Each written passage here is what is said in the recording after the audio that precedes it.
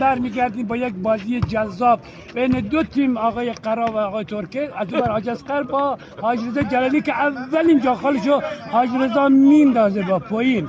کی میندازه با پایین؟ سرویس دست حاج رضا جلالی. از اون بر مجید کل دنبال اضاف میگرده، شاخه رو تیز کرده، دنبال اضاف میگرده. بازیکن‌ها به وجه اومدن. این صدای مجید خدی که داره میاد با این سیبیلای تو تصویر جا نمیشه. برو کنار بیشور. سیبیل دست حاج رضا جلالی حاضر میزنه. واسا رئیس فدراسیون میره وسط و میپرسه چقدر شده گیم. این بازی خیلی جذاب به نظرم 7-10 تومن شده. شبلق با کمر خم میره گوشت به خجو میره جلو که اضاف کنه ولی راش نمیدن. آقای شبلق بزن بیرون. آقای مهدی رفسنجانی خجالت بکش از روی کلت برای اضاف. ادعا رو جمع کردن شد 9.5. سرویس دست حاج رضا جلالی سرویس میزنه. از این وقت قرار پایین میزنه. حاج اصغر با ساعت بالا. محمد ترکی یک فری میخوره و این توپ ببین نازی رو میخوره. در کنار کارشناس محترم از ایتالیا هاشم جکوز برتو خوش آمدید. How are you today?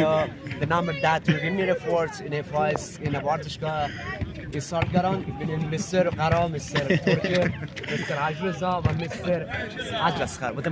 خیلی ممنون. خیلی ممنون از مهمون عزیزمون که از ایتالیا تشریف آوردن و این بازی قشنگ رو تماشا میکنن. درباره بازی هم کارشناسی کردن. خیلی ممنون ازشون.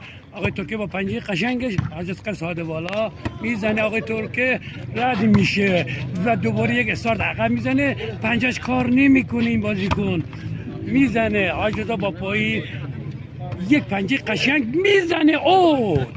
اوت میشه از کنار میدون. اوت از این بر کنار میدون شبلق رو میبینیم با ریشوی قشنگ کلاه کله میبینیم. پنجه قشنگ ساده بالای محمد قرا با چی فنی میخوابونه.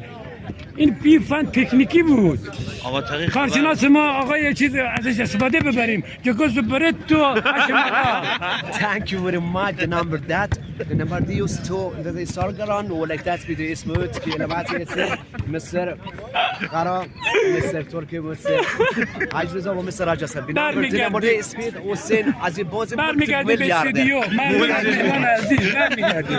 سرویس دست آقای ترکیه میزنه. قشنگ محمد قرا با ساعت بالا. حاج رضا پوینزی بغلشم خیلی عرق کرده نمیتونه ساعت پوین بزنه.